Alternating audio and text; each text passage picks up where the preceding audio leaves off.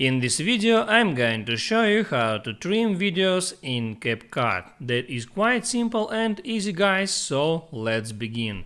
And first open up your CapCut and then hit on that big plus sign to create new project.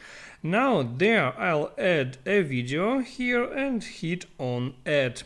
So there is video clip here, and let's say I want to delete the first about 2 seconds of that video, so I have to set that playback marker, that vertical line on that moment, and now all I have to do is hit on split. So now I splitted that video into 2 parts, and now all I have to do is to delete the first part. So I just hit there on delete, and so I just trimmed the first part of the video, and let's say I wish to trim it for the end of the video, so I have to do the same things. I'll select the exact frame, then select the video row, hit on split, select the shortest row that I want to delete and hit on delete.